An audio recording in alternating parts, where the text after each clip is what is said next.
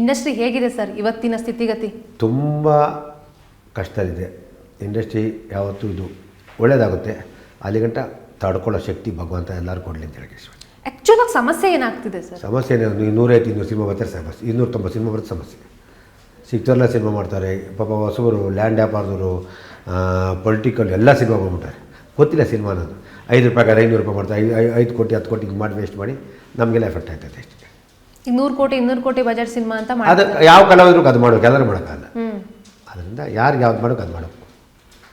ಈಗ ಥಿಯೇಟರ್ ಸಮಸ್ಯೆ ಇದೆ, ಆಮೇಲೆ ನೆಟ್ಫ್ಲಿಕ್ಸ್ ಅವ್ರು ಕನ್ನಡ ಸಿನಿಮಾಗಳನ್ನ ತಗೊಳ್ಳಲ್ಲ ಅನ್ನೋದು ಕಂಪ್ಲೇಂಟ್ ಇದೆ. ಕನ್ನಡ ತಗೊಳ್ಳಲ್ಲ. ಈ ಸಿನಿಮಾ ನಂಗೆ ಬೇರೆ ಆಫರ್ ಕೊಟ್ಟರು ಬೇರೆ ಕಡೆಯಿಂದ. ಆಮೇಲೆ ಅವ್ರಿಗೆ ಕನ್ನಡ ಜನ ನೋಡ್ತಾ ಇಲ್ಲ ಅಂತ ತಗೊಳ್ಳಲ್ಲ. ಪ್ರಾಕ್ಟೀಸ್ ಮಾಡಿ ನೋಡ್ತಾರೆ. ಪ್ರಾಕ್ಟೀಸ್ ಮಾಡೋ ಗಂಟೆ ಎಲ್ಲಿ ನೋಡ್ತಾರೆ? ಅಲ್ಲಿ ಗಂಟ ಹೇಳ್ತಾರೆ ತೊಗೊಂಡು ಒಂದು 2 ಡೇಟ್ ತಿಂದು ತಾನೇ ಮಾಡೋದು. ಫಸ್ಟ್ ಎಲ್ಲ ಬಂದು ರೈಸ್ ಮಾಡ್ಬಿಟ್ಟು ಕೇಳೋರು ಗತಿಯಿಲ್ಲ, ಮಲಗಿಸ್ಬಿಟ್ರು ಇಂಡಸ್ಟ್ರಿನ. ನಾಟ್ ಓನ್ಲಿ ಕನ್ನಡ, ಎಲ್ಲ ಭಾಷೆಯಲ್ಲಿ ಹಿಂಗೆ ಇದೆ. ಕನ್ನಡ ಅಂತಲ್ಲ, ತಮಿಳಲ್ಲೂ ಹಿಂಗೆ ಇದೆ, ಮಲಯಾಳಿದು ಹಿಂಗೆ ಇದೆ, ಹಿಂದಿಲೂ ಹಿಂಗೆ ಇದೆ, ತೆಲುಗಲ್ಲಿ ಎಲ್ಲ ರಾಜ್ಯದಲ್ಲ ಒಂದು 5-6 ಹೀರೋಗಳಿಗೆ ಒಂದಷ್ಟಿದೆ. ಬಿಟ್ಟಿದ್ದೆಲ್ಲ ಇದೇ ಪರಿಸ್ಥಿತಿ ಅಂತೇಳಿ.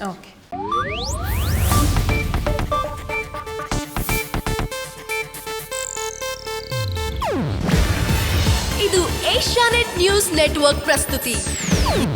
ನೀವು ನೋಡ್ತಿದ್ದೀರಾ ಏಷ್ಯಾನೆಟ್ ಸುವರ್ಣ ನ್ಯೂಸ್.